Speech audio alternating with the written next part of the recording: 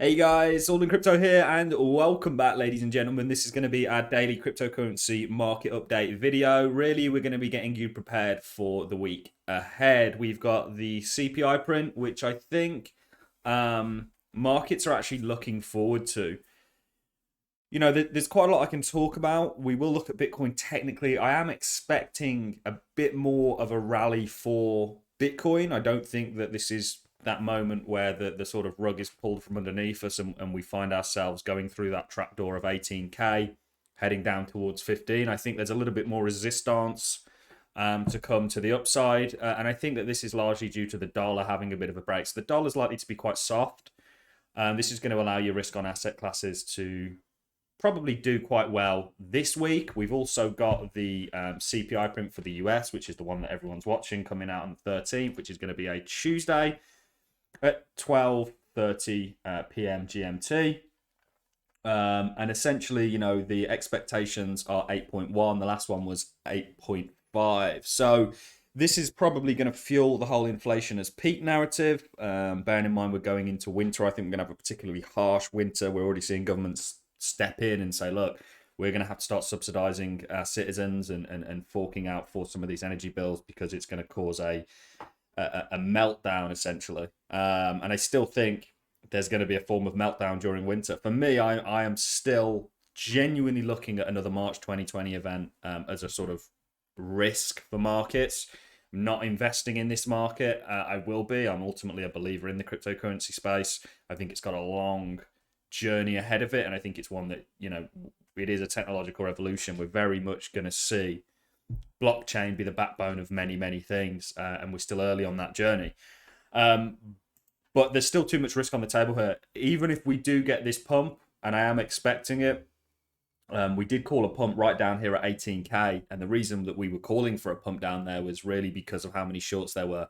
Why, oh why do you ape in to shorts at a historical, it was 2017's high, and also was already proven to be support? Why ape in at a short there? That's why this move has been as explosive as it has, because your shorts have got wrecked, and rightfully so. Don't hate the market, guys. It's you that made the mistake if you were short here. I make mistakes all the time, give money up to the market all the time, but it's dealing with being wrong that really separates the good traders from the bad, I think. Because no trader, if you can get 50% of your calls right, you're doing all right. It's how you manage the 50% that you get wrong that really defines you, I think. That's enough about trading. So it's going to be a very interesting week. Just again to talk about the kind of overall broader picture. You know, we're big fans of looking at liquidity. We look at the M1 supply that's now tapering off. This is US Treasury term Premier and US S&P EPS growth. And you can see just how correlate they are. You know, the Treasury market, and the comment from Cross Border Capital here is, oh dear, the coming earnings collapse as predicted by US bonds. So there's some really funky business going on with the bond market. And this has kind of alerted everyone to the fact that, you know, things aren't rocking. You know, when the bond market does stuff like this, certainly the yield curve, you want to pay attention to it, and you want to kind of back off and actually start to account for some real risk being priced in. See if I can find the yield curve. Spoke about this a million and one times, guys. We haven't had the fallout of this yield curve yet. People go, oh, well, the crypto market's down 80%. No, go and look at the stock market. There's still a crash for that to come. It doesn't have to happen in the immediate future, but it is coming, in my opinion, and that's a risk. And I think winter's probably going to be, this yield curve inversion may be labeled the energy crisis, the European energy crisis, or whatever it may be.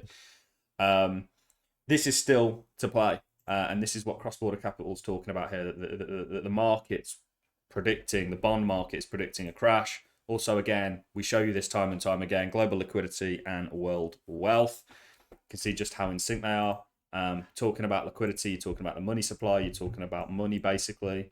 And we know the story there for one. This is all stuff we've gone over time and time again. Extreme growth for the money supply, teeters off, marginally higher highs, and then actually starts to decline.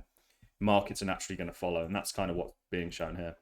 This is from Macro Alf. Next week, we'll have another CPI report. The more volatile items, e.g. used cars, in the CPI basket are declining. Supply chains seem to be easing and gasoline prices retracing a bit.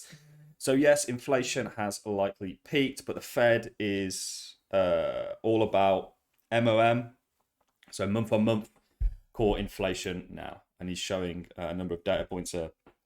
So again, supporting my idea that you're going to have a bit more of a rally here for markets, drop down the time frames, is the fact that this CPI print and the consensus is coming in lower, may come out lower. I think it'd be marginally lower, and that's still a concern for me, lower than the prior one. And people are going to go, okay, well, this means the Fed's going to have to back off. They're going to, it's going to be sooner before they have to go and start sort of helping out markets.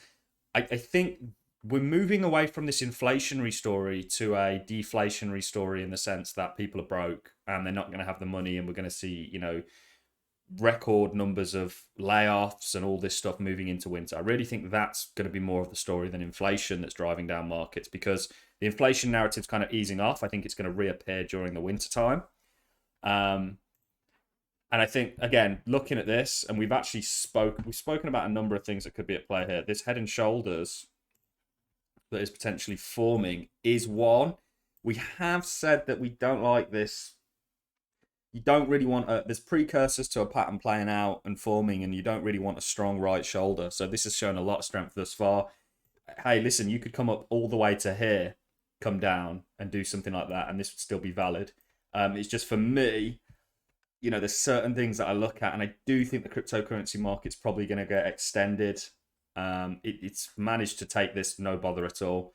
I do think that you're probably looking at maybe an extension to 22,500, something like that, somewhere in this sort of area here, before we then see that further downside. And you've got narratives that are going to support this week, potentially if you have a lower print. The issue for me is what happens if the Fed, and there's been lots of Fed members say they support a strong, i.e. 75 basis point rate hike. What happens if the Fed then comes out and does a 75 basis point rate hike? Not this week, because the FOMC is happening on the 20-something, but next week. So maybe markets rally, and we have this kind of, or Bitcoin rallies and markets generally. You've got the dollar, which is, of course, weak right now. So maybe markets rally this week on a lower print, but then, again, reality kicks in. Everyone was talking about Rectember. We saw people position into September, which is usually what happens, and take money off the table. That's why markets went down.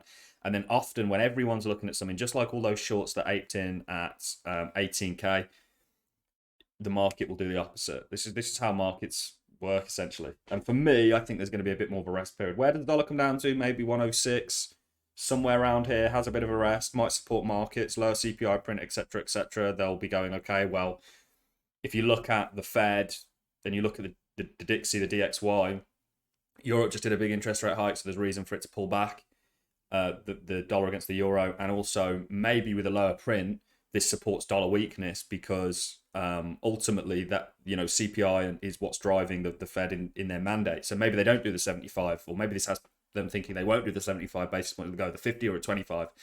Both are still bad, both taking liquidity off the table, but markets may see some sort of short-term relief. And it is a dollar story, guys. I mean, it's so evident here. Look at the correlation here with these guys. One goes up, one goes down. You've seen this come down, and for me, potentially this is going to continue to roll. You're seeing huge wicks, so the price is finding its way all down here. Yes, it's getting a bid. The issue is, in my opinion, it continues to roll. That's just my opinion. In the short term, it will firm up. It will gain strength again. But for now, I think with everything that we've talked about, you're probably going to have a decent week. It's not going to give it you easy if you're looking to trade this. It never does. But you may have somewhat of a decent week moving into... maybe get a bit of a bumpy start Monday. We've got the futures opening tonight, which is going to be interesting, but I think you might have a decent week, certainly rolling into the CPI print.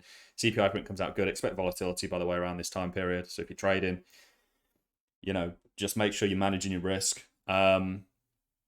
And then we see that continuation, maybe putting this right shoulder. It's a little bit of a non-perfect right shoulder, but one all the same, before we see that continuation down to sort of 15, 14K. So that's really all I've got for you guys. The overall market is back above $1 trillion. We are long a couple of altcoins. We're not touching this. I don't know who's brave enough to short this up there. I've actually MATIC's, or sorry, Atom's been a coin that I've actually given quite a bit of money back to ARM. We have got some shorts on it, right? But this is an extremely strong coin that we've been mentioning for quite a while now on the space, talking about Layer Zero and its revolutionary properties. I'm rambling on now, guys. You probably don't want to hear it. It's a Sunday. I'm going to love and leave you. I'll see you all in the next YouTube video. If you enjoyed the content, like as always, appreciate it. So as a comment, and I'll catch you in the next one. Thanks a lot for watching, guys.